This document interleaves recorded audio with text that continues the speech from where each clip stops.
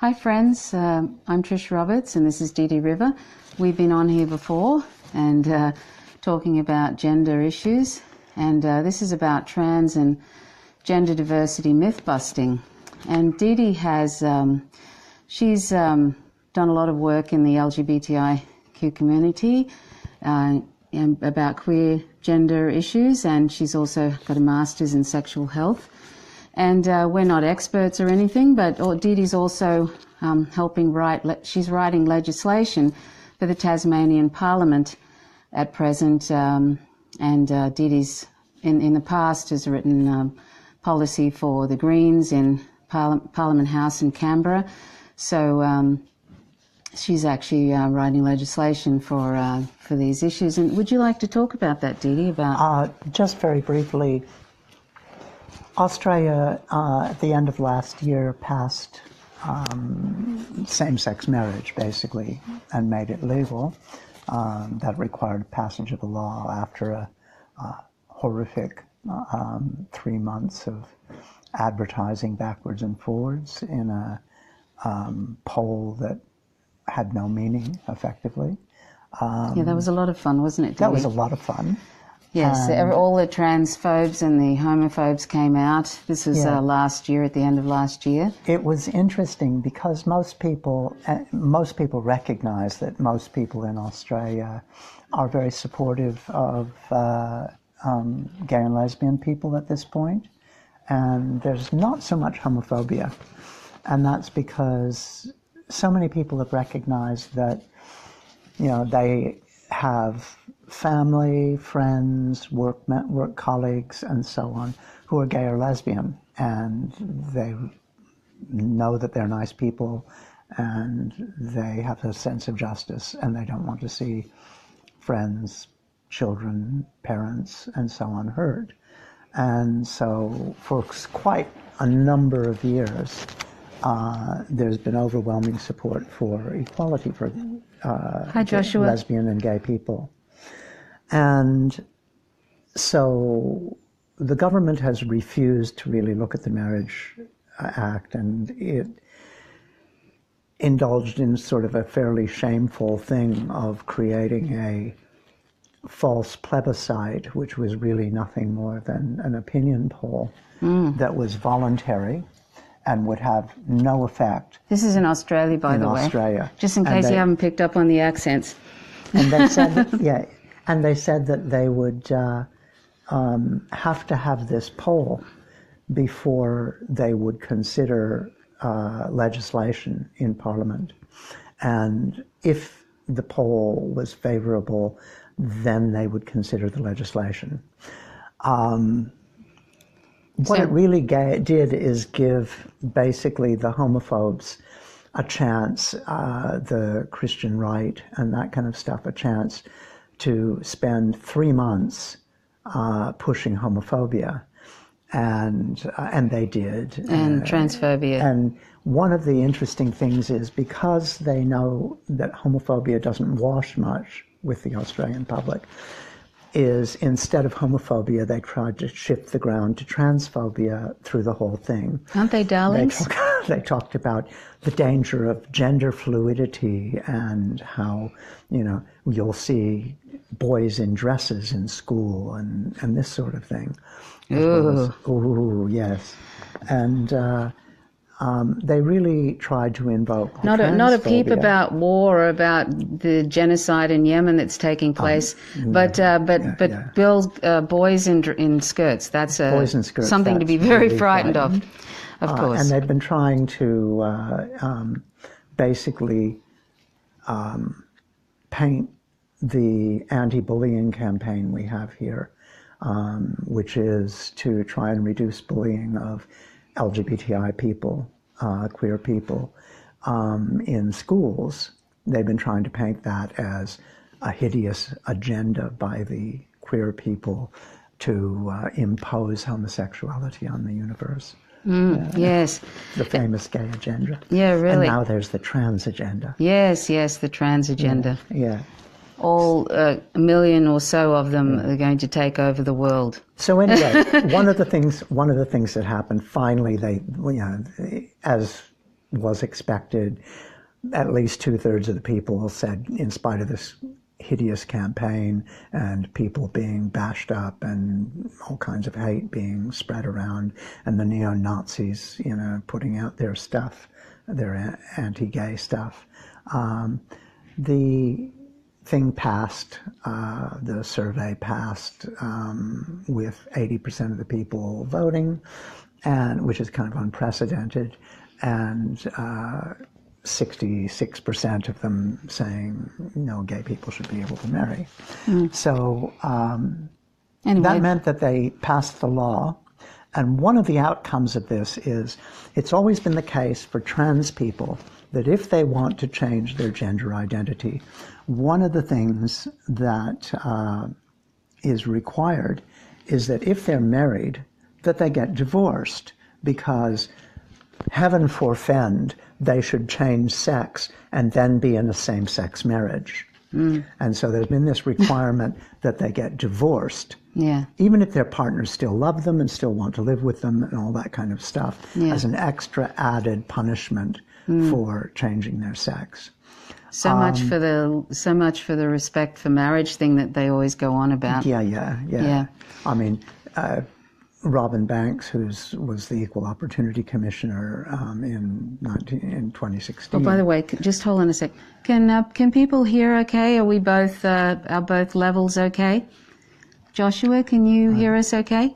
I'll keep going. And yeah, sure. Yeah. Okay. The former Equal Opportunity Commissioner was saying that it's ridiculous and actually illegal, because the only grounds for divorce in Australia is breakdown of relations. And in a case where they're being forced to divorce because one has changed sex, there is no breakdown in the relationship. And so she's saying technically it's probably illegal that they do this because it violates the Family Law Act. In any case, because of this flow-on effect. I'm thanking Rob and Joshua. Thanks, Rob. Sorry. Anyway, one of the flow-on effects of this is that obviously trans people shouldn't be forced to divorce. And one of the amendments in this law that permitted same-sex marriage was that there was a change which basically said that if states force trans people to divorce, then they are in violation of the Sex Discrimination Act. And they gave them until the end of the year. They gave them basically 1 year, so the end of 2018, to fix that before that amendment comes into effect. And that's what you're helping with? Yeah. Yes, so Didi's helping write that legislation. I'm helping write that legislation. And they're very lucky that they have Didi, because she's excellent at writing legislation, and it's a real forte, one of many talents she has. Yes, she did that for 5 years, so it should be. In federal parliament. So if they take it on, that would be great. Yeah, but one of the things that the queer community is doing is taking the opportunity that addressing that issue creates to address a number of other trans issues, like the fact that you can't change your sex unless you've had genital surgery. And well, that's kind of ridiculous, and it's particularly ridiculous for trans men.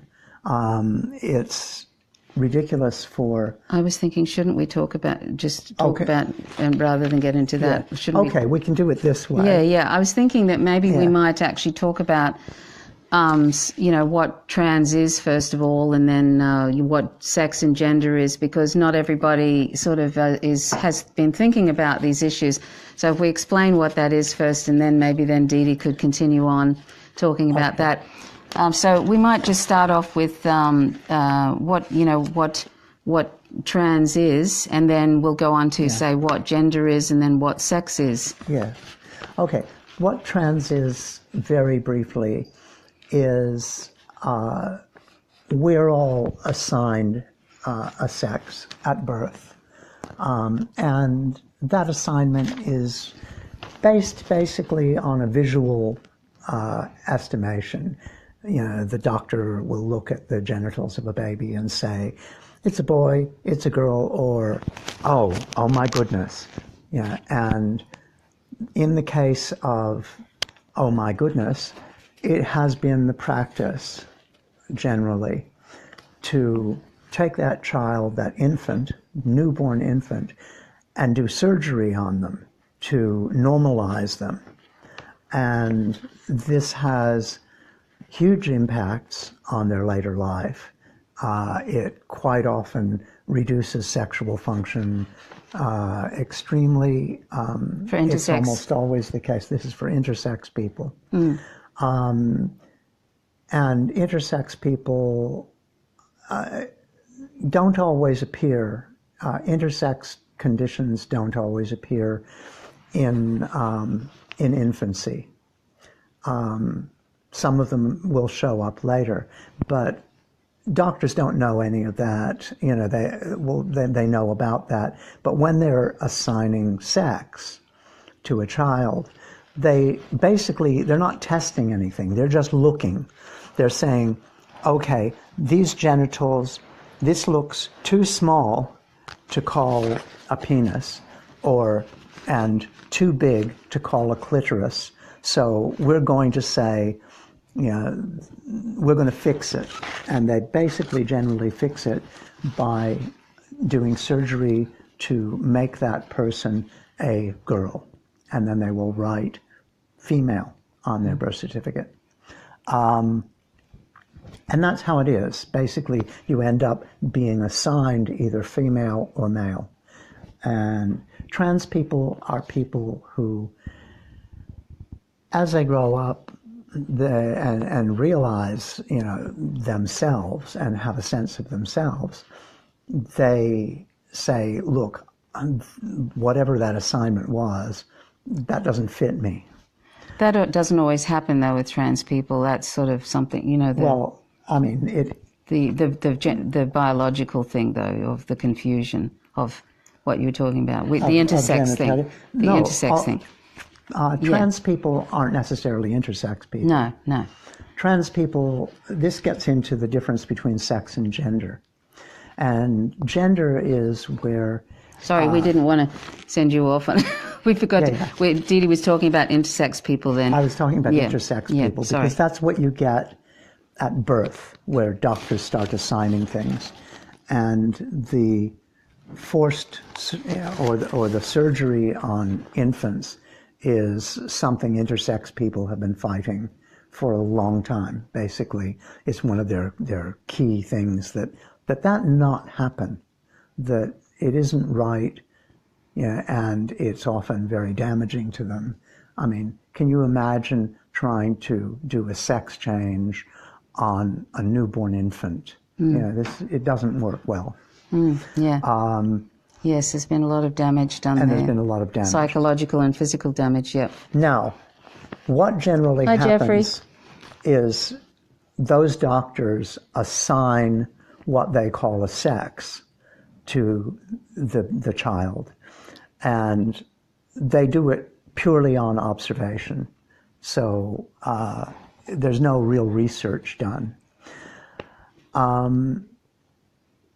Yes, it's this freak out. Let's fix this mistake, isn't it? It's this mistake in quote. Or they just say, this is a boy, this is a girl. Yeah. And as soon as they say boy or girl, people go, oh, and things start going in their mind. Oh, this child is going to I'm going to want to play baseball with my son. Yeah. I'm going to want to play football. Maybe we can, my daughter, I can think about, teaching them to do this or that, or cooking with them and making bickies, and that's or all whatever. constructions. And all of these things are gender.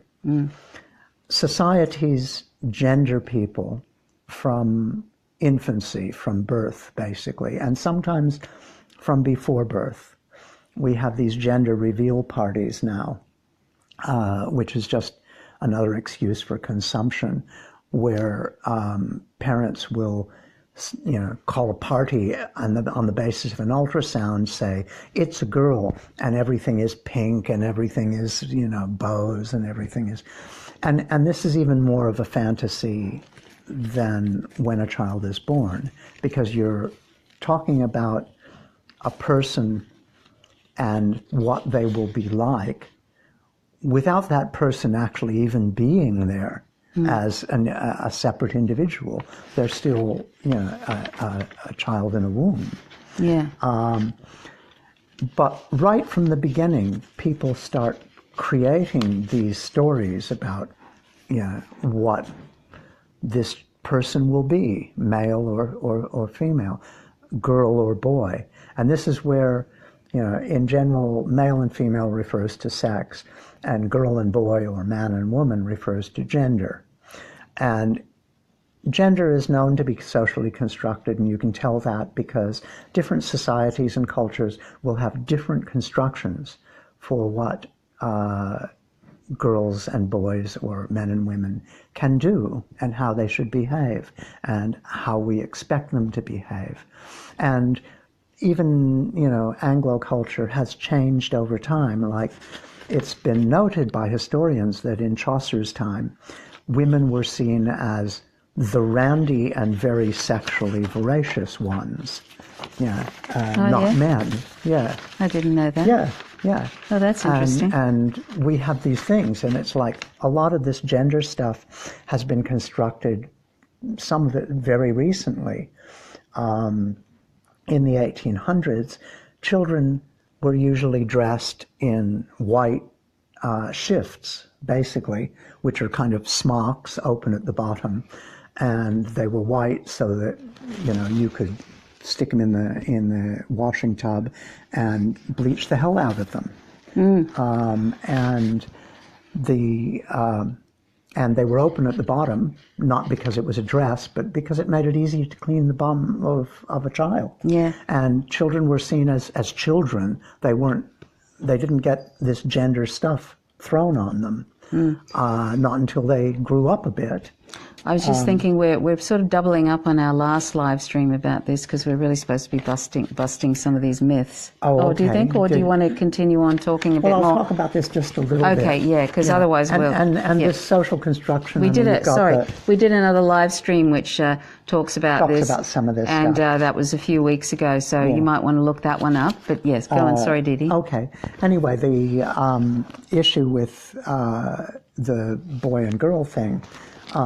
with pink and blue. I mean, in the 1920s, pink was for boy because red is an active color, and pink is a shade of red, basically. And blue is spiritual. It's like the Madonna always has blue. And girls are spiritual, according to them, at that particular time. That came in with the Victorians, this notion that women are non-sexual and are spiritual, and all of these constructions are social constructions. Yeah. And so that's gender. Yeah, so sex and gender are not the same thing. Sex and gender are not the same thing. Yeah, and that's a myth. That's a myth, that sex and gender are the same thing. They're not. But what trans is for somebody growing up, if they don't fit those normative roles, then they're trans in some ways. They say, no, I'm not that. I've what you tell me a boy or a girl is supposed to be, I'm not that. In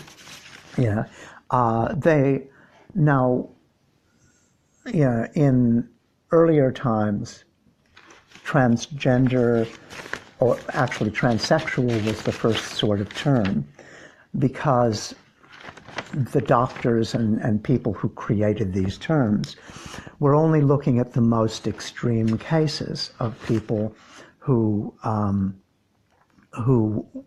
felt so out of sync with the gender they were assigned that they said, I want to be the other sex.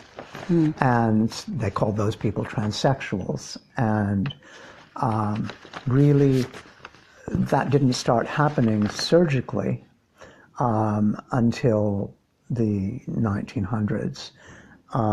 Although trans people have existed throughout history, always. Most cultures have a third gender, at least one third gender, one other gender other than male or female. In Islam, they have that. In Hindu culture, they have that. In India, they have that. Native Americans have that. Polynesians have that. Yeah, Native Americans, all of these things. Indigenous Native Americans, they would call them Two-Spirit. Well, some of them did. Some, yeah. And I think Native Americans in general have come to the conclusion to call those people Two-Spirit in general now. Right. And trying to work out common linguistic things. Yeah, yeah. But each tribe would have its own name. Yeah. Yeah. There's actually a myth of there's only one way to be transgender. That's another. This is a myth. Going into that, like initially, it was the case. People like Christine Jorgensen, who, oh my goodness, or Renee Richards, and they were the exception. They were the people who, the GI who became a blonde bombshell. This sort of story, and it developed a certain narrative that it's somebody who is a woman in a man's body or a man in a woman's body. And the focus has always been more on trans women than on trans men. And this gets back to the whole patriarchal thing, too. That focus is there because, in some way, it was more transgressive for a man to become a woman than for a woman to want to become a man. And so trans men have tended to be overlooked in almost all those sort of things. Just like in gay and lesbian, the reason we talk about lesbian and gay is because lesbians have tended to be overlooked, and when you just talk about gay, people tend to think gay men. Yeah, sure. And it's so, exhausting, all these labels. Didi and I are not we're not fond of all these labels and stuff. But unfortunately, to actually move these issues forward, one has to sort of talk about these specific in label terms. So because these issues need to be, so the ideal is, them. That gender diversity, all expressions of gender are acceptable. They're appropriate and acceptable. Whatever somebody feels they are is acceptable, and that's the ultimate aim, and that we shouldn't have to be defining. There shouldn't have to be, this constant defining oneself and this heteronormativity, throughout. So, it shouldn't be in relation to this so-called norm, which is really not very norm. Almost it's not really, nobody is that norm. Yeah. Anyway, so I was thinking. Oh, okay.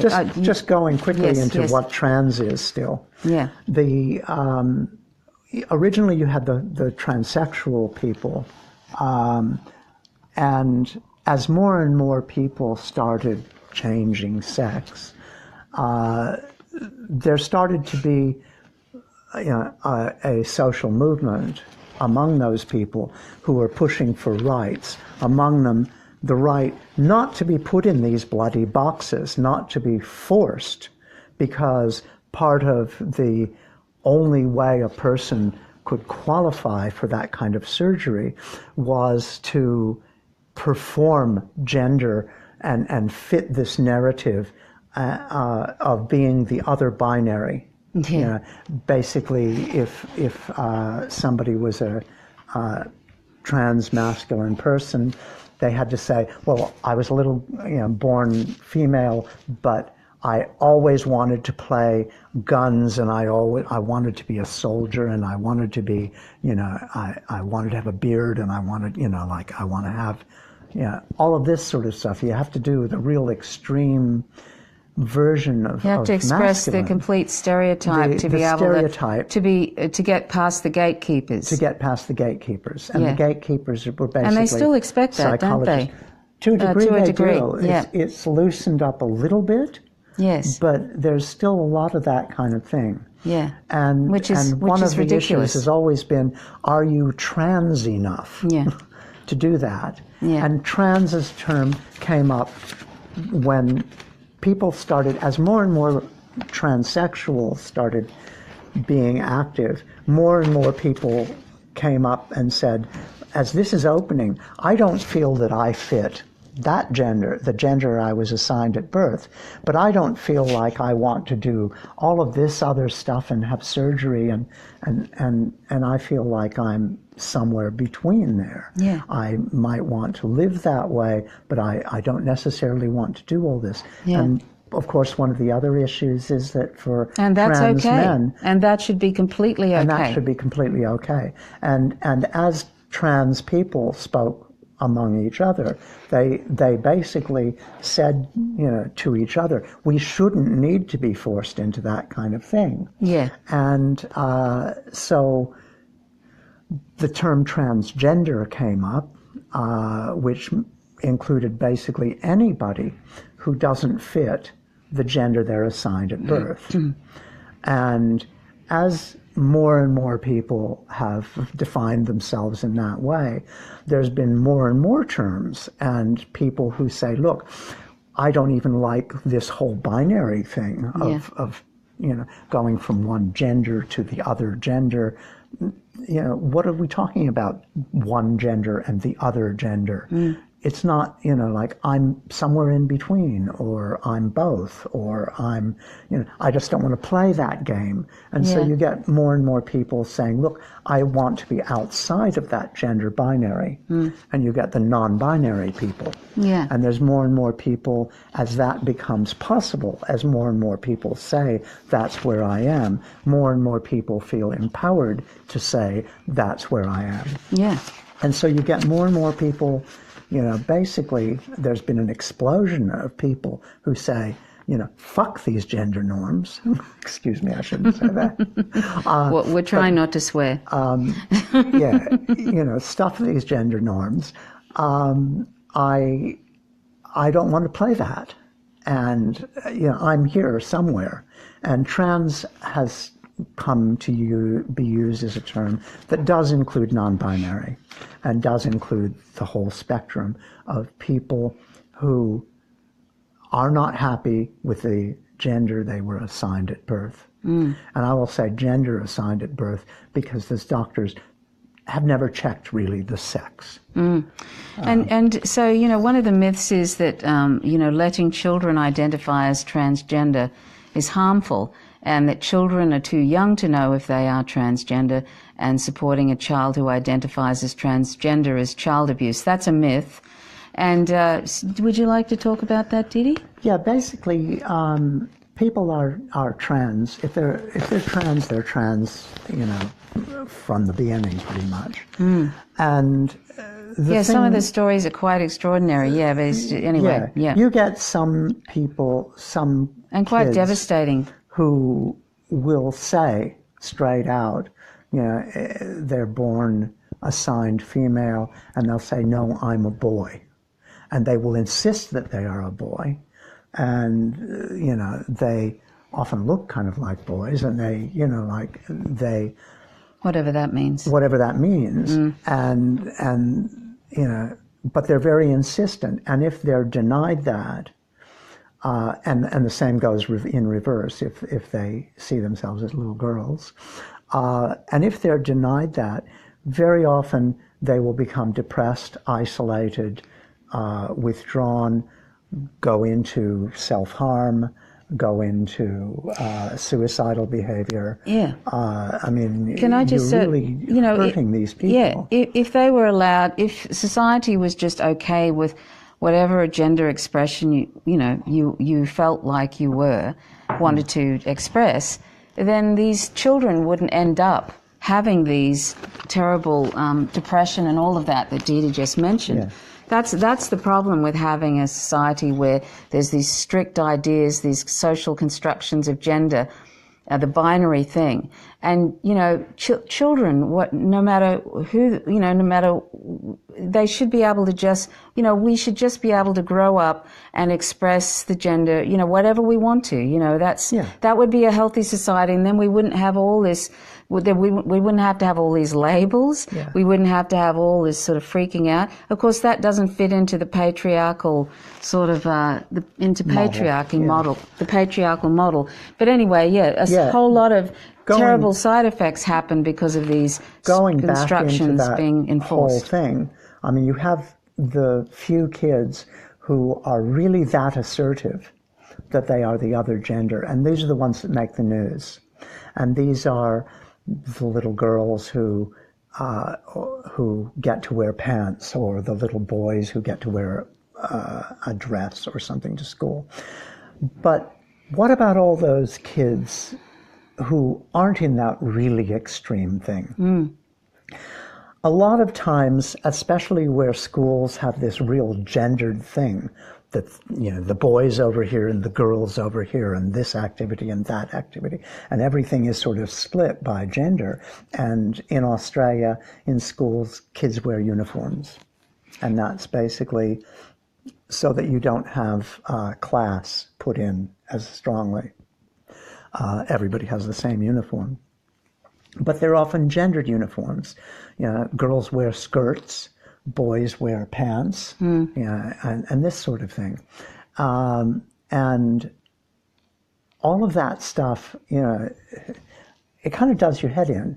People say, well, what if a child, for instance, doesn't know? Maybe they're changing their mind. Maybe it's just a phase. Maybe it's all of this sort of stuff.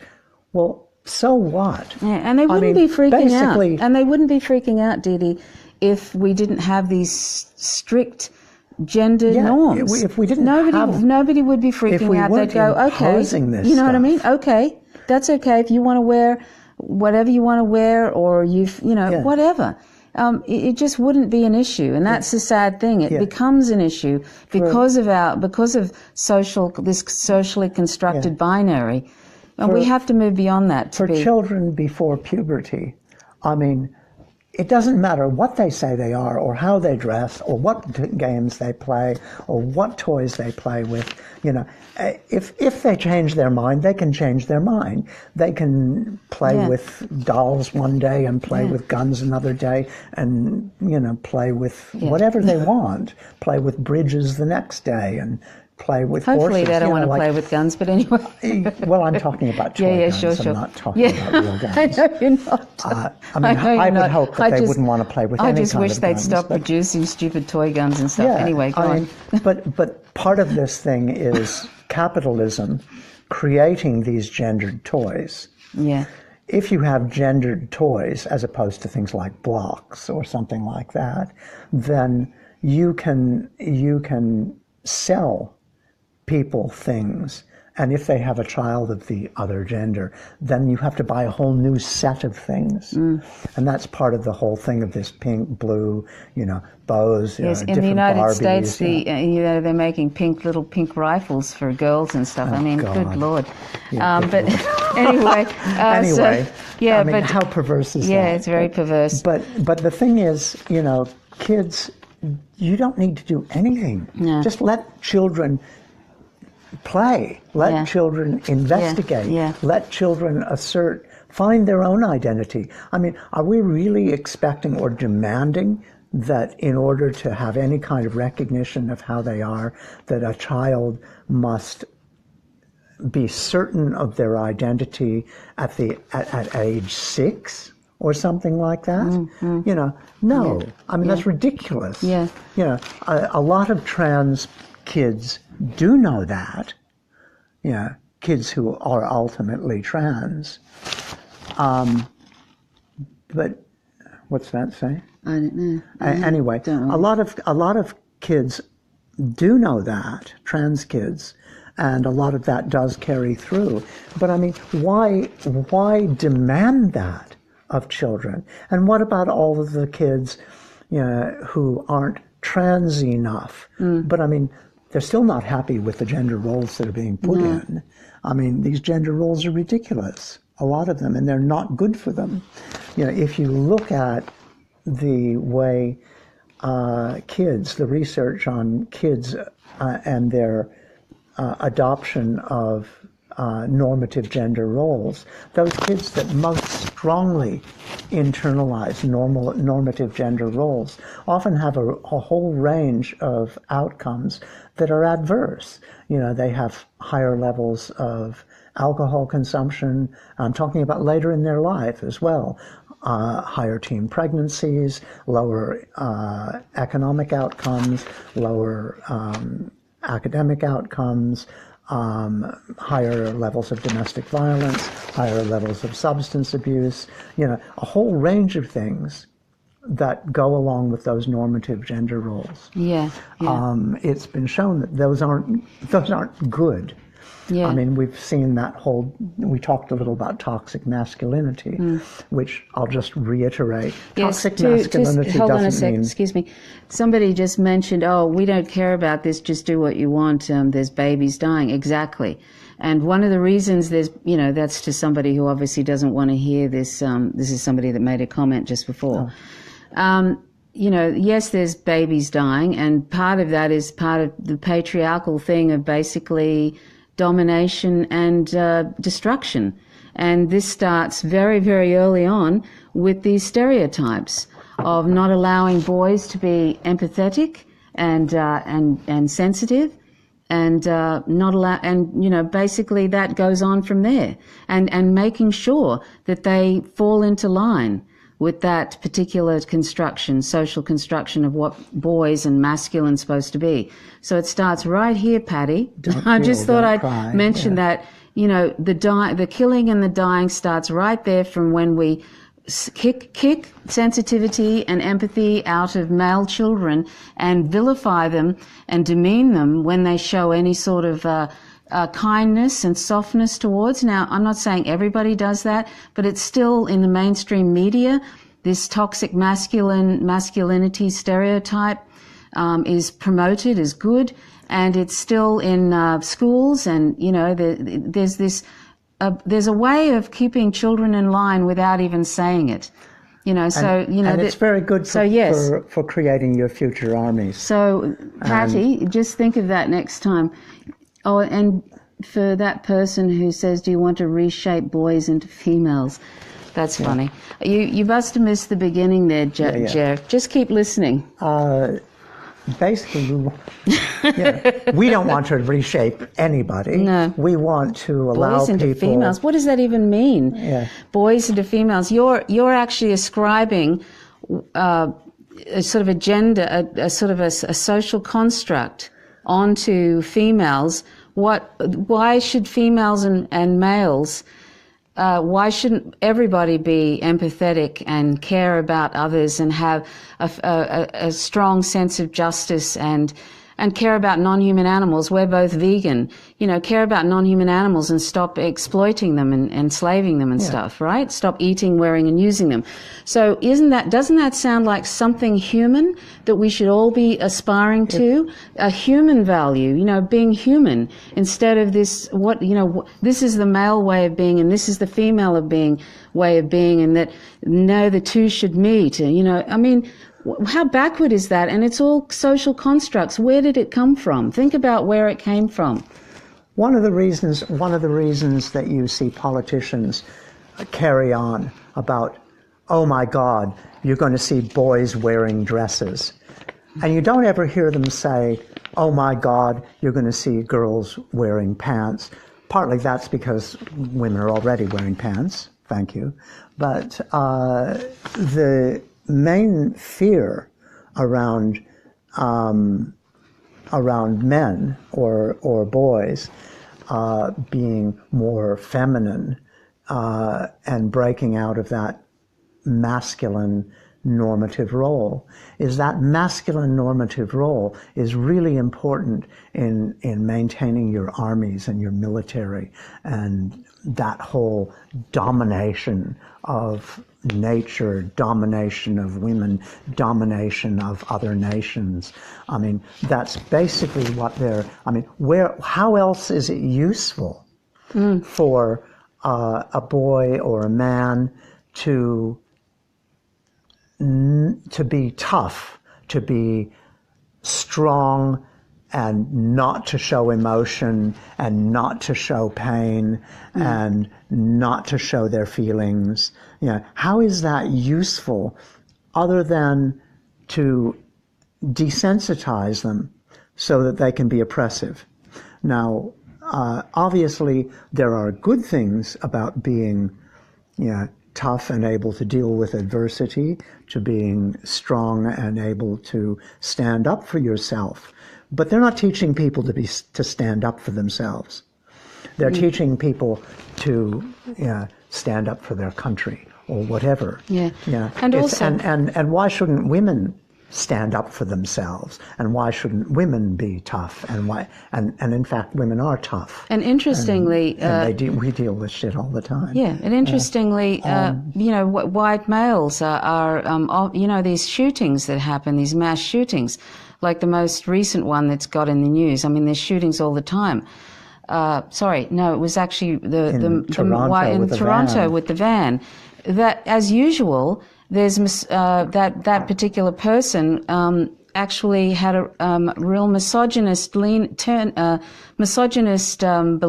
Like he was offended. He was offended that he was involuntarily celibate. Well, I think if he's that kind of a guy, I can see why women wouldn't want to have anything to do with it. This misogyny runs often with these particular white males, and they're usually white, who do these mass shootings, and it's oftentimes they're domestically violent towards their partners. So, the toxic gender stereotypes of viewing women as lesser or whatever, it all eventually ends up in killings, domestic violence, where men take out their whole family, they kill their whole family, including their children, because somewhere in their mind they think these people are properties of theirs, right? So, it all starts, a lot of this starts with these constructions, these toxic constructions that are not getting us anywhere, but they're feeding the war machine. They're helping feed the war machine and helping so that men, it starts them off on the footing toward, joining them. I'm saying this is part of joining the military. Of course, there's a poverty draft in the United States, but it's all sort of conditioning boys to be kind of in a way non-feeling, to not be in touch with empathy, with sensitivity and empathy, so that they can, be part of the cannon fodder for the war machine. So, that's something to think about too. But anyway, the white male thing is, and mass shootings often has misogyny in it. And if you look at that, it's oftentimes domestically violent, these people, and they have very, very strong misogynistic. It's about domination. It's about domination of other races. It's about domination of women. It's about domination of other nations. And you end up with these hierarchical situations where men who are seen as not manly enough are looked down on and given kind of lower ranks in the pecking order. Yeah. And all of this language, my God, we're all people together. Why can't we appreciate each other's strengths? Yeah. Good communities should really take everybody as an important thing and see how different people's strengths work together. Yeah. But this is obviously not what is needed in a patriarchy where you want the strong to rule. Yeah. You know what I love seeing sometimes when I'm in a supermarket, I see, fathers being very loving toward their sons and their daughters. And I just think, isn't that wonderful? Aren't they lucky, to have, but I'm sure you've all seen at some point, we can probably move down a bit. We had a feline friend join us on the couch, and now we were all scrunched up. We're all scrunched up on the couch. We'll have to move the camera. You know how, a little too, then. Hang on a sec. There we go. But yes, so, when you've probably all seen in your life some young boy being, is it castigated, being ashamed by their father for not sucking it up and stop crying and this sort of thing. And I see that as so abusive, and I'm sure there are certainly people who would see that as abusive because they're children, for goodness sake, and it really, really is important that, and this is the problem, if you tell people to sort of, if you tell young children to, to shove their emotions in, that's going to come out sideways. It really is. We're actually getting off the track here a bit. We're getting pretty far off the track. We were supposed to be myth busting, and one thing I wanted but to you can't talk about this without talking about. It's all related. It's all related. One thing I did want to say about what you just said is it's wonderful to see really. a father being really loving with his son and expressing emotion and validating emotion from a son. And this is great to see. But we look at that and we think, oh my God, isn't he wonderful? Mm. And yet women do that all the time. And we don't say, isn't that wonderful? And this, isn't that wonderful, comes from the fact that the normative discourse is that isn't what men do. And it's only wonderful because we see that as exceptional. And really that should be the norm. Yeah.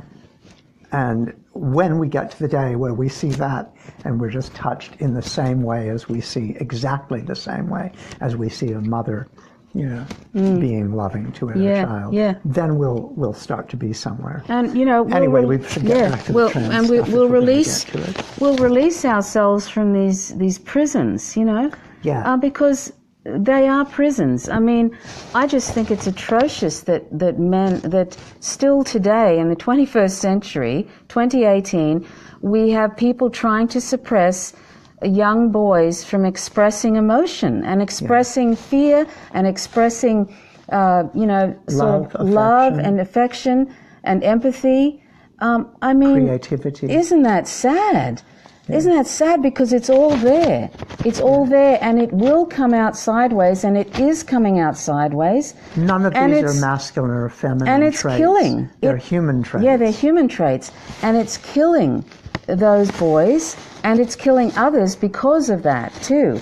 Because they want, young boys grow up to be young and angry men oftentimes because they haven't been allowed to be human. And then they end up either killing themselves and killing other people. I'm not saying everybody does that, of course, but it is something that goes on. Domestic violence, is full on, it's in epidemic proportions. Rape, that's a sort of misogyny thing. But you know what I'm saying, don't you, anyway? So it's so important that we release ourselves from these prisons and allow children to express human emotions and stop, corralling them into these ridiculous and toxic and destructive gender stereotypes.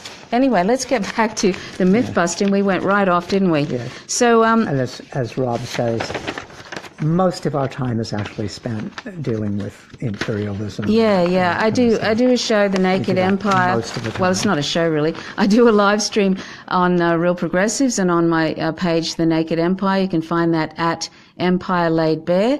And I speak about imperialism regularly. In fact, I've been doing more about anti-imperialism and anti-war than veganism, which is usually the thing that I talk about mostly. But now it's veganism and anti-imperialism, anti-war, and it's all connected. But anyway, what we do to non-human animals, we tend to do to human animals as well. It's all part of it's all interconnected. Like that saying goes, we're here to awaken from our illusion of separateness.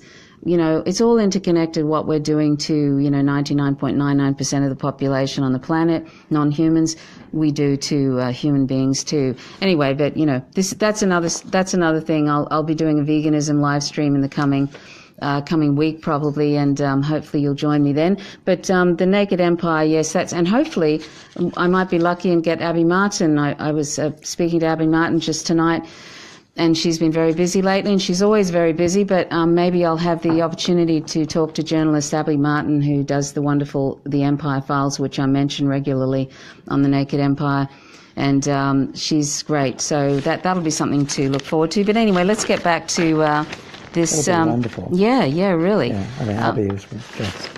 Yeah, she's fantastic.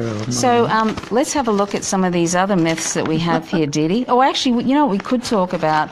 Yeah. We could talk about some of the this one. What do you think? We could talk about that, but I guess one of the things I want to stress is that trans is. These days increasingly.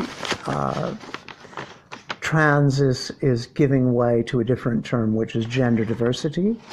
And I think the gender diverse community, and I think one of the issues there to be aware of is that gender diversity is not only, between those binaries, but within each of those binary genders, there's also tremendous diversity. I mean, there's a lot of people who do identify as the gender they were assigned at birth, and yet there's huge diversity. And there's all this diversity between. And increasingly people feel that they can define themselves in all kinds of ways, as being androgynous, as being gender fluid, as being, in other words, somebody who feels more one way one day and one way the next, as somebody who feels agender, who doesn't feel like they fit any gender. And doesn't want to. You have intersex people who are happy to identify. I have days where I don't want to belong to this species, but I'm sort of stuck. Yes, sort of. Yes. Sorry. You have intersex people who identify as intersex or as hermaphrodites, or as episemes. There's a few different words that they might use, but they say we are biologically a different gender, and they're happy to do that. They assert their existence as valid and normal, and this is who they are. This is who they were born. Yay! And the other thing to recognize is that trans people, they don't become trans, they've always been trans. It might take them a while to figure out exactly who they are, or if they've suppressed their transness, it might take a while for them to overcome that and express that. But it's generally always there.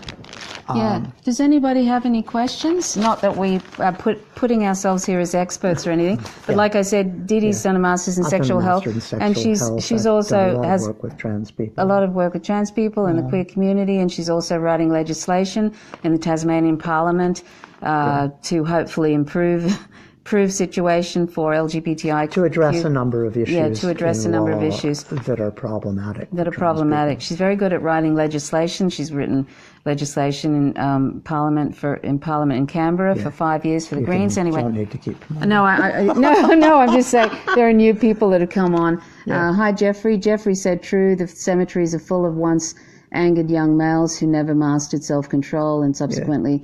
Came to their demise. Yes, that's right. Basically, and that's very, very sad. I mean, I see the whole explosion of gender and transgender, gender diversity as a fabulous thing if it starts eroding these gender norms. And that doesn't mean that somebody who feels quite happy in the gender they are assigned at birth, it doesn't mean that somebody who is assigned female at birth and likes wearing dresses and makeup and wants to be a mother and a homemaker, and doesn't mean they shouldn't do that. That's fine if that's who they are. Yeah.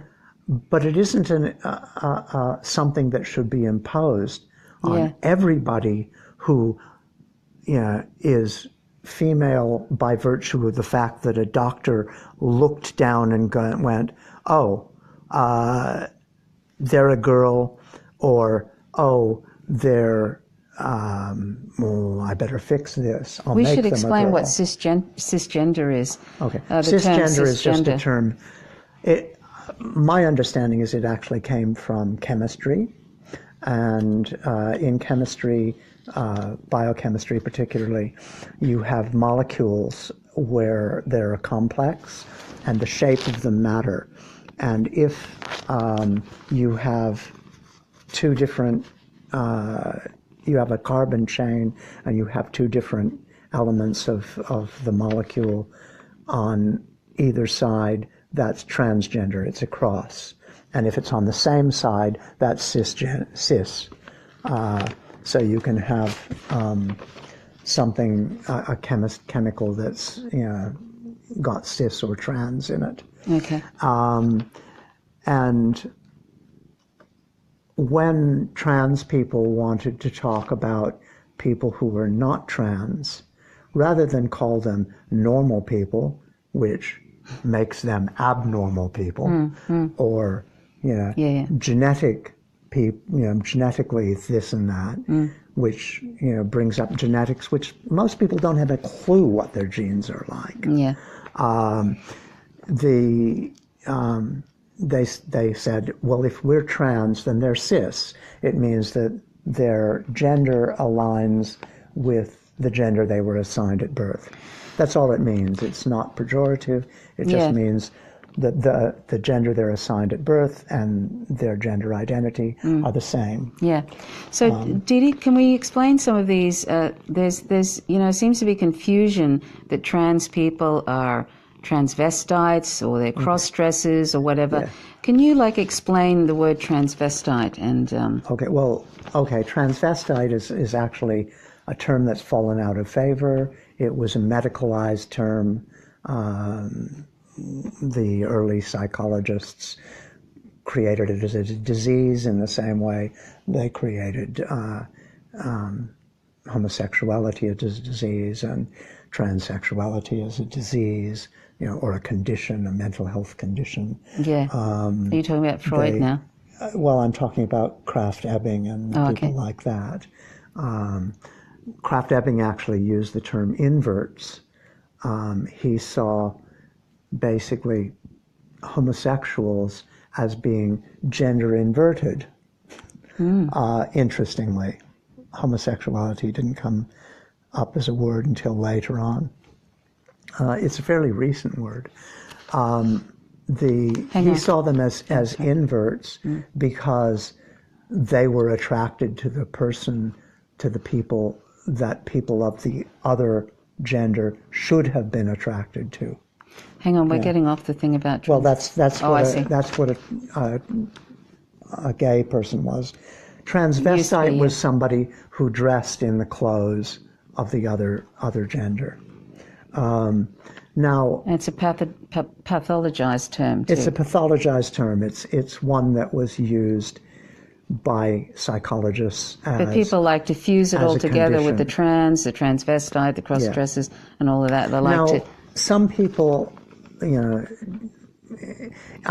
does get confusing because you have people like Gloria Rivera and Marsha P. Johnson, who were both people who were leaders in the Stonewall riot, which was the big kind of watershed moment for gay rights, where people really started to say, we want our rights. And they were seen at that time as transvestites, and they started the street transvestite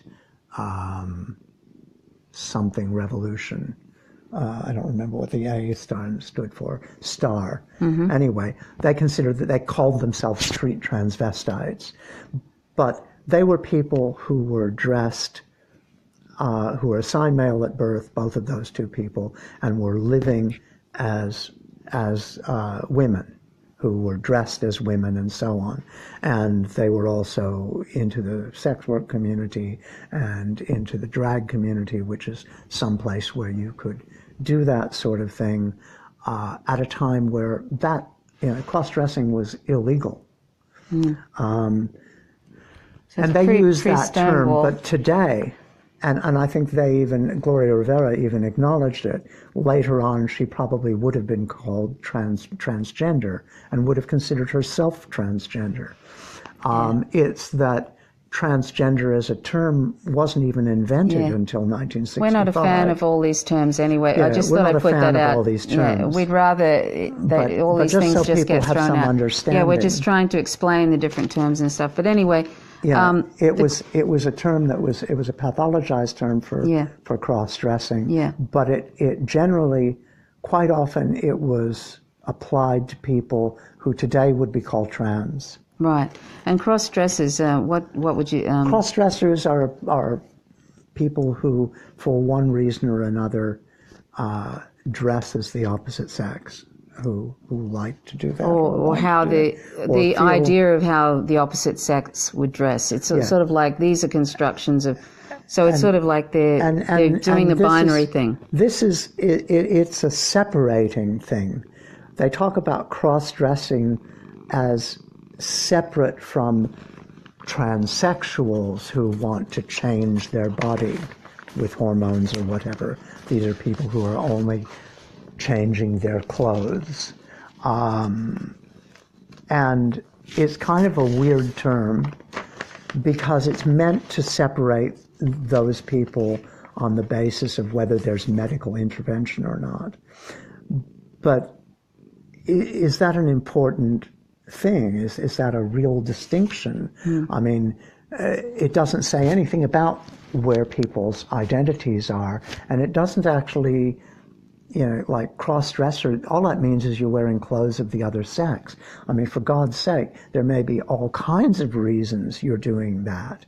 There are many cross-dressers who talk about having but interesting, women wear clothes of the opposite sex all the time. You know what I mean? This is the sort of nutty thing about it. Well, you know what I mean? But anyway, we women, probably...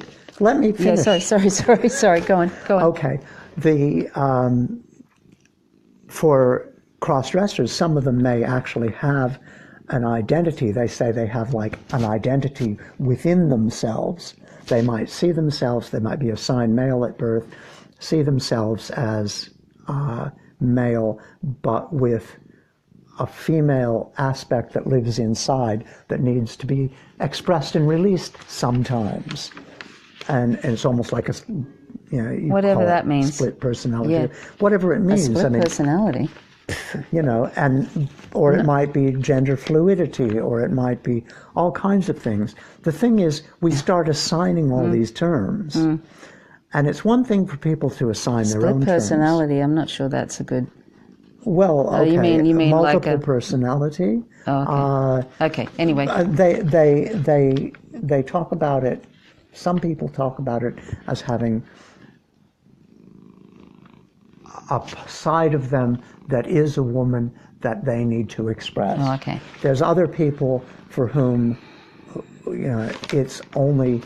it gives them a sexual thrill. It's a fetish or something like that.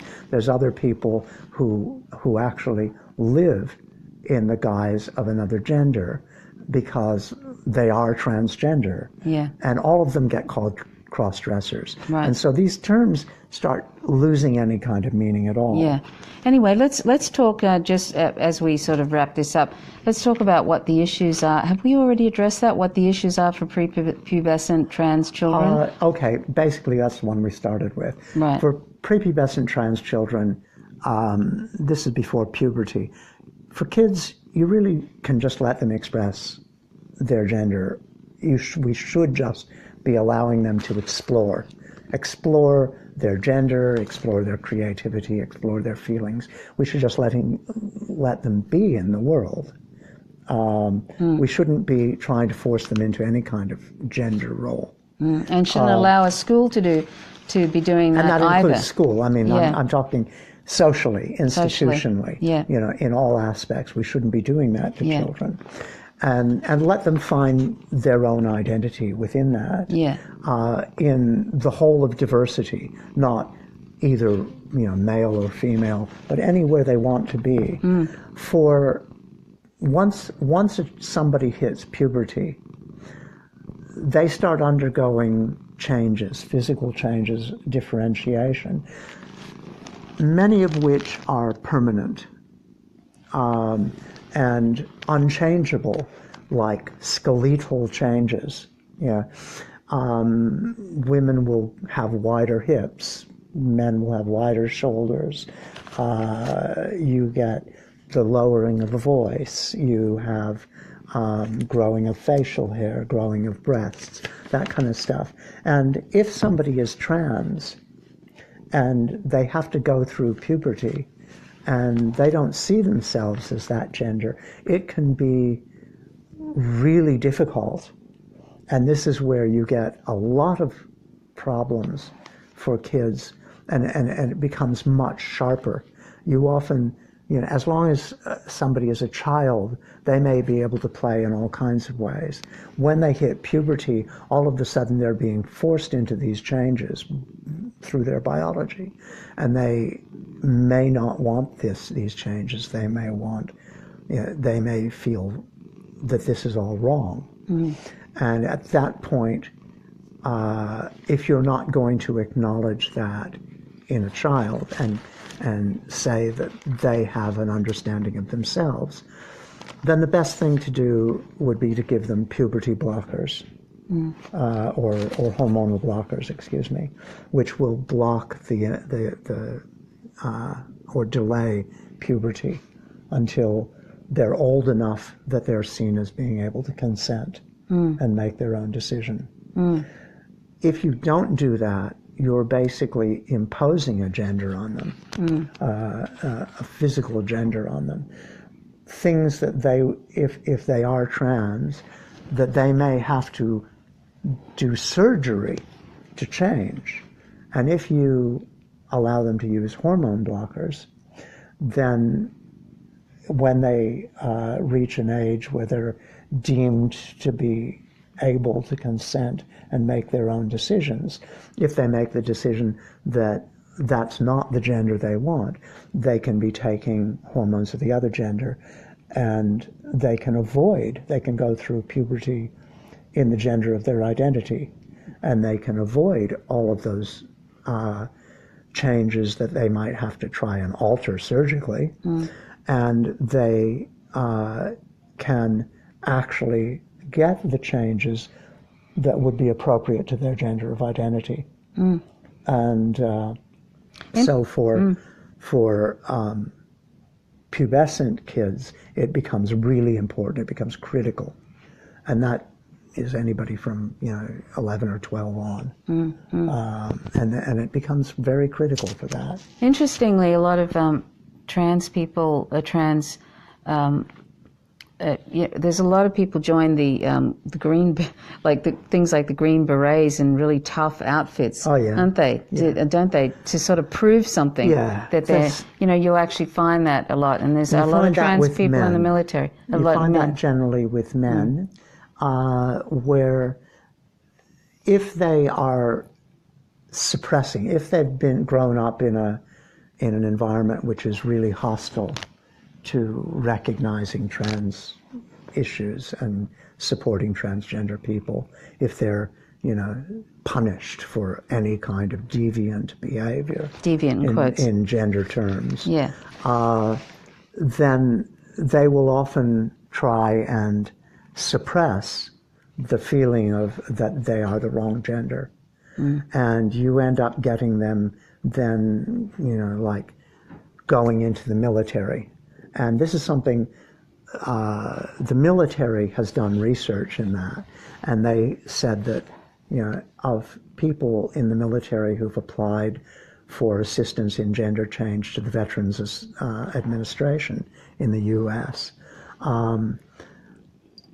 a disproportionate number of those people were in hyper-masculine roles in the military, were Green Berets, paratroopers, Navy SEALs, that kind of stuff, the most masculine of the masculine sort of How exhausting. things. How exhausting to do that. Until they reached a point where, the effort to suppress their own feelings collapsed, and they ended up changing sex. Look how happy Chelsea Manning is now. I mean, she looks so happy. Not that she was in a really hyper-masculine thing. She was in more the intelligent sort of thing. But I mean, look how happy she looks now. Well, I think she applied for something that was more hyper-masculine, and she was having problems with her legs. And right. Oh, okay. If I remember. Right. I think this is another myth too. Or was that... this is another myth that trans people reinforce patriarchal stereotypes. Or is that a myth, I suppose? Oh, yeah. Yeah. That's this is something you get from some of the radical feminists. They say, trans people are bad because, and again, here they're talking almost exclusively, almost all this stuff is exclusively focused on trans women. And it ignores trans men altogether. And yet there are as many, in fact, there's probably more trans men or people who were assigned female at birth who are becoming part of the gender diverse community than there are people who are assigned male at birth. But the focus is almost always on trans women because of that patriarchal thing, and because we already see women as being able to step outside those gender norms to a very large degree. Yeah. I mean, and the trans look at the two exclusive. of us. Neither of us are particularly, normative, girly girls. No. The trans exclusive radical feminists are also, Yeah, you get that very problematic. That group of people who are basically, they just hate trans people, and they're mostly just hateful. Very unfortunate. And it's really unfortunate. They say this is part of feminism. You get that, and one of the things that they say is the reason for that is that trans people reinforce patriarchal stereotypes. And really they're talking about trans women who do the kind of Caitlyn Jenner, trying to look very femmy and very normative female, take those normative female roles. And I mean, Caitlyn Jenner, I have to say, I don't think she's particularly representative of trans people at all. A lot of trans people don't think that she's representative of trans people. But I'm not quite as down on her as a lot of people are, because I see she had a really difficult time. I mean, public. She may have had all the money she needed to do all the surgery and this, that, and the other thing, and but she had to do it all in public. But she had to do it. You all could in actually public. see the transformation happening and all the I mean, speculation by the media. In the light of national publicity, and the entire thing was observed on television. And I mean, what a horrible position to be in. Yeah, terrible. All strength to her for having and full-on to transphobia, I mean, if you've ever looked at Chelsea Manning's Twitter account and the transphobia and hate and misogyny on that the replies section is just hideous. But anyway, I'm sure Caitlyn Jenner got a heap of that. That's unfortunate, but misogyny, as we've talked about in other live streams, is alive and well on social media. It's full on, and that gives you a little insight into where we're at as a society. That in fact, if social media is any example of the levels of misogyny in society, then we're going backwards, full on backwards. We're in reverse, and that's where violence against women and all of this is so rampant. But anyway, so the stereotypes. So getting back into that thing, like, do trans people? Well, no, trans people don't reinforce patriarchal stereotypes. I mean, patriarchal reinforces. You've got trans men who are having babies. How much more undermining of gender stereotypes is there than that? You have, and if we didn't have these binaries, if we didn't have these full-on binaries, and you have trans women who are anywhere in the spectrum of cisgender women. You have trans women who are butch dykes. You have trans women you may have trans women who are very femmy, but you have trans women who are not that at all. You have all kinds of things. And the other thing to be aware of is part of that and we don't comes use that. from a perception. Dee isn't using the word butch dyke in a pejorative way. That's something that I'm using that as an identity within the lesbian community. Yeah. Go on.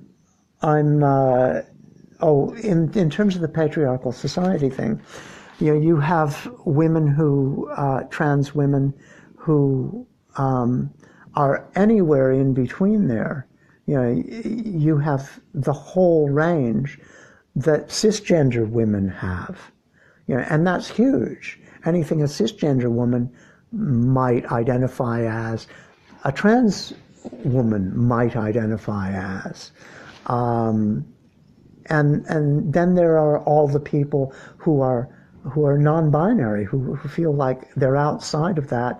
They don't say that they're women or men. Yeah, but underpinning, like say Caitlyn Jenner, I don't know how she feels about things, but she is in the entertainment industry, and it's sort of almost expected that if you're that she look like that. I mean, who even knows if she wants to look like that? But it's like this is the problem with these binary constructions where somebody thinks that if they, if they're a trans woman, that they have to dress like that. You know what I mean? Well, one of the other things I wanted to bring up is that... But if you want to, great. If she wants to, great. Sorry, we have a little cat. Is that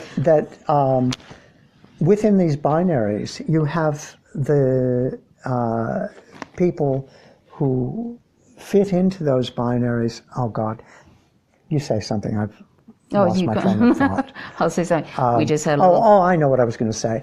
Basically, you have this perception that the TERFs put out. The TERFs, the trans-exclusive radical feminists, put out that trans people are really trying to reinforce these normative gender roles. And this is actually, something that the medical profession has tried to reinforce, and trans people have fought against.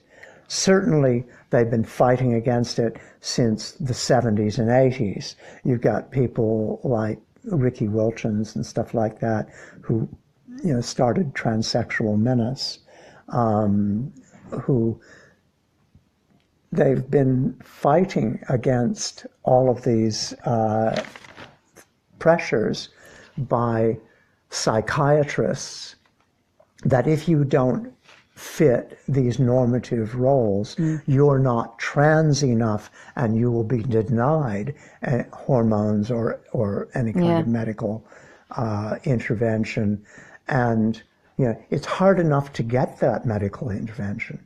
It's often really expensive, and they make you go through all kinds of hoops to get any of that kind of medical. But I mean, one of the worst hoops is that there's very few psychiatrists. You need the letter of 2 psychiatrists, and you have to have been seeing them for a year or two while you are living as the gender of your identity, according to WPATH, WPATH, which is the World Professional Association of Transgender Health. Doesn't matter, yeah. For transgender health. And that's the regulatory body, international regulatory body.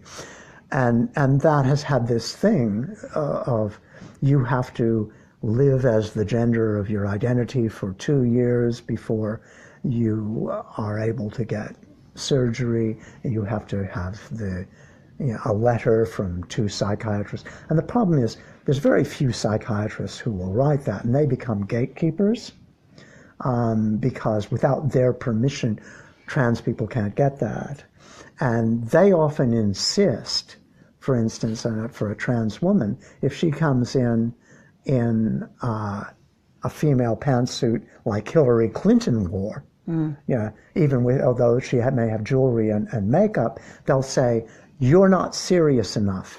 why aren't you wearing a dress? Yeah, really. You know? And look around here. And you look around. Yeah, most women aren't wearing dresses. Most women don't wear dresses. Yeah, really. Well, around here they certainly don't. In Tasmania, it's too cold, and most women wear, jeans and stuff. Most women are country women. It's just nonsense. They wear jeans and pants. It's such nonsense. Yeah. Assigning a whole thing to a dress, for goodness sake. Yeah. Well, I mean, they're basically kind of enforcing this narrative and this gender performance, which is a normative gender performance. And certainly since the 70s and 80s, trans people have fought against this and said, that's where transgender comes from, as opposed to the transsexual thing that the medicos invented. So in other words, trans people aren't reinforcing... Trans people have been fighting this. Yeah, trans people aren't reinforcing patriarchal stereotypes. Patriarchy's enforcing stereotypes. Yes.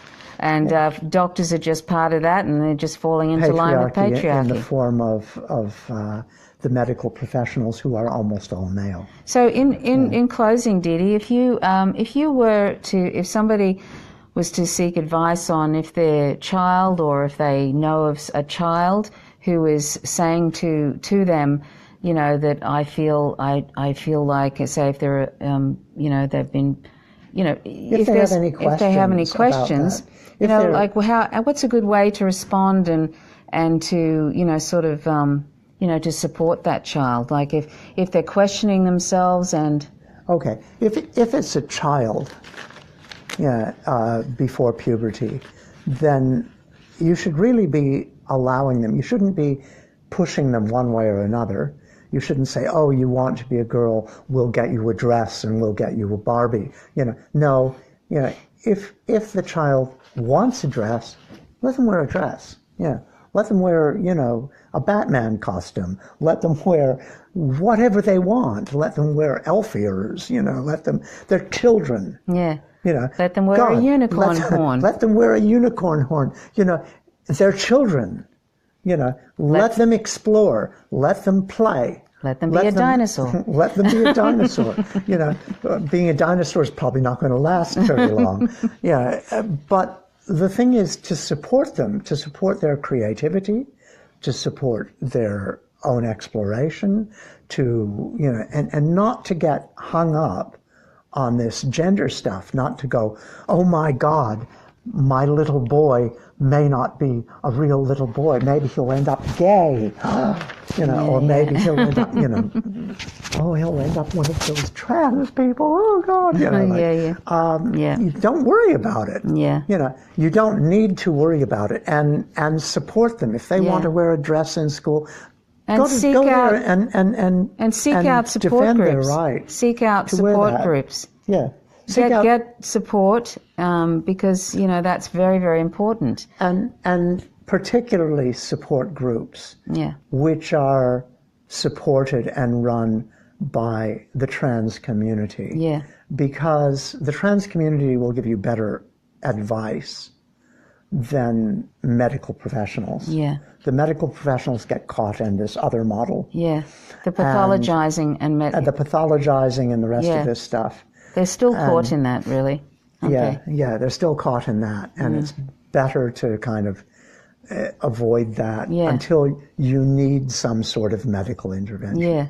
Now, if you have a child who is entering puberty and they're having major problems, and here I'll just say quickly, reintroduce the idea of intersex people. A lot of intersex conditions are not apparent until a child reaches puberty.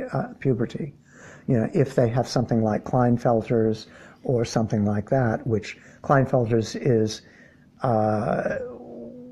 if you have XXY chromosome or something like that, where you have a Y chromosome and 2 or more X chromosomes, which means you have all the chromosomes a woman has plus the chromosome that a man has, and you may have more than that. You may have XXXY or XXXXY or XXYY. You can end up with various sorts of chromosomal things. And quite often that will mean that as a newborn, you are assigned male. And when you hit puberty, you may develop breasts. You may actually have different internal organs and this kind of stuff. It creates, and there are people who, there are all kinds of intersex conditions. And I will say that, you know, people think that basically up to 1.7% of people, that's about 1 in 63 people, are intersexed. And most of them won't know that because it's not obvious. 1 in 63, wow. Yeah, it's not a case of having ambiguous genitalia at birth. And it's not necessarily something like developing breasts or something like that in puberty, like Klinefelter's might be. It might be something like extreme androgen insensitivity syndrome, which means that you have an XY chromosome, making you chromosomally male, but not having the ability to process testosterone. So without testosterone, the body develops as female. And so you will look female at birth, you will look female throughout your life. You know, you will look female as an adult, you will get married as female, you'll have sex as female, everything will seem right, except you won't be able to have a child. Because the absence of the other X chromosome and the presence of the one X chromosome means you don't develop ovaries. Right. So you may not find out you're intersexed until you find you're infertile. And you go to a fertility clinic. And this is the thing. I mean, when you say doctors, you get these bigots who say, oh, you're either male or female, you know. You look at your birth certificate. Doctors don't check any of this stuff. You know, how many trans people or gender diverse people are actually some level of intersex? Who knows? Nobody checks.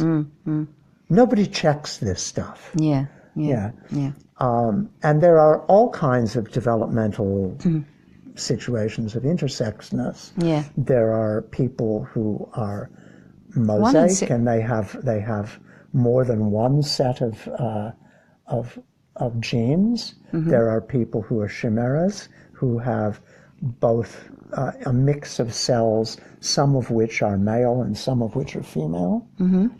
You have all kinds of interesting things that happen. You have people who are like the Guivadoces in... somebody was mentioning that just earlier. I think it was Jeff. Jeffrey talked about that, I think. Yeah, there are people who are born with 5-alpha reductase. Without the 5-alpha reductase gene, there's a mutation in their gene for that hormone, and as a result, they appear female at birth until they hit 12, and then suddenly, you know, they testes descend and they have a penis and they're boys, you know, and there are whole villages in the Dominican Republic where this is common. You know, it's like 10% or more of the population. Isn't that interesting? And you know, like, hey, that happens. Yeah. And biology is nothing like straightforward. Yeah. There's actually quite a lot of diversity. Yeah, 1 in 63 as intersexed is pretty amazing, really, isn't it? Yeah, in one degree or another. Yeah. Anyway, Didi, is there anything else we should say that advice that to children? Okay. Basically, I've gotten off the thing. I'm saying both intersex and trans, you may find evidence of intersex in people when they reach puberty, or you may have people who are trans who just aren't dealing with it, who say, you know, they can't stand this, and it's important to recognize that as valid, if you don't, your child may self-harm, commit suicide, or kill themselves, excuse me. Yeah. I shouldn't say commit suicide. It's Yeah. not a crime. Yeah. It's killing yourself. Yeah. But they may be so unhappy. They may be profoundly depressed. All sorts of things. And why wouldn't you be? And why wouldn't you be? Like Yeah. your body is differentiating in a way that's Yeah. entirely different than your But identity. also just the social thing. I mean, that's a lot In of that it, isn't it? case, it's really worth pushing for hormone blockers. Yeah. And basically that gives your child the opportunity not to develop along that line. Yeah. And, you can take hormone blockers as early as 10. Yeah. People have, and you take them until you're 16. 16 is usually seen as an age of consent, at least in Australia. And then the child can make their own decision. Yeah. And with intersex people, going back to that thing of childbirth, no intersex person should be operated on in infancy because you've got no idea what their gender is. Yeah. Yeah. And you've got no idea what their identity will be. And, you're liable to do damage to them. And they should be allowed to just be themselves until, it's perfectly natural. And they should be allowed to be themselves until they reach an age where they can decide what they want to do. If they want to have some sort of surgery, that's fine. If they don't, that's fine. Yeah. Anyway, I think that's pretty much, we probably rambled. We haven't actually, we addressed a few myths, but it's hard sometimes to talk about the myths without explaining certain things. So I hope it's been sort of clear. And anyway, that's a sort of little kind of introduction. We've also done a live stream a few weeks ago about this, and this is probably a bit different to that. So I hope you'll check that out. Anyway, so next time Dee Dee and I speak, we'll probably be talking about decriminalisation of sex work. And that's a very sort of very interesting area. And Dee Dee's work for the Sex Worker Outreach Project in Australia. And so she has a great deal of insight into that. And so, that will be an interesting one. And we'll probably talk about the interview with on the Real News Network, some of the things that came up there when they were talking about this issue. So I hope that you'll join us for that. But I hope to do a live stream on veganism coming up in the near future. And I hope that you'll join us for that one. Thank you, Jonathan. I hope it's been informative. I always learn things from Dee Dee. I'm no expert at all, not remotely about this issue, but I have some idea. And, but Dee Dee's the one that sort of knows a fair bit about this. And so it's always good to pick Dee Dee's brains. And anyway, the live stream, the live stream about veganism I'll be doing soon because that's a very important issue for me and for Dee Dee. And if you want to go to my podcast, howtogovegan.org, and check that out because it's a very, very important issue and it's all connected. All these different issues are connected. It's all about ending otherization of sentient beings and recognizing our interconnectedness. That's the most important thing for me anyway, and for Dee Dee. And for me also, yes. Ending patriarchy. Yeah, ending patriarchy. And the way to do that is for us to sort of allow ourselves to be, gender diverse, allow ourselves to express human emotions, not this is what boys do, this is what girls do, to be human. That's, and part of being human is, being empathetic, hopefully, and kind, and to be just to one another and accept one another. And that's sort of, that's something that we all need to do if we want to have any sort of sanity on this planet, really. And we're sort of losing that a bit. And also, and that includes being vegan and stop, sort of oppressing and exploiting non-human animals for food, milk, dairy, eggs, and meat, etc., and clothing, entertainment, and other reasons. Stop exploiting them. And that's a really, really important issue too. It's all related, and it's all equally important. And did you want to say anything else, Dee? Oh, just not only should we all have those, the compassionate side and the supportive side and communication skills and all that stuff, we should also have the toughness and the strength, particularly to stand up for what we know is right, in spite of resistance. Yeah.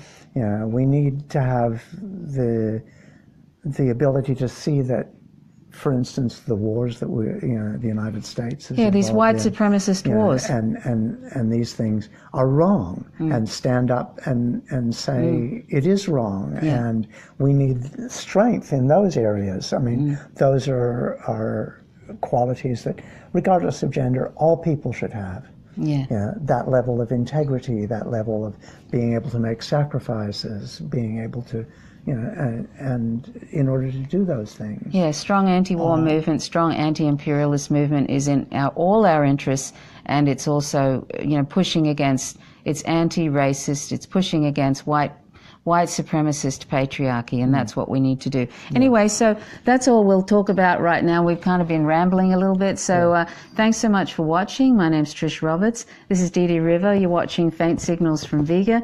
And that's FAINT, signals from Vega.com. You can find it there, and on YouTube at Vegantro, VEGANTROVE. That's on YouTube. You can find it there. Okay, thanks so much for watching. Till next time, and thanks, Real Progressives. Till next time, bye for now.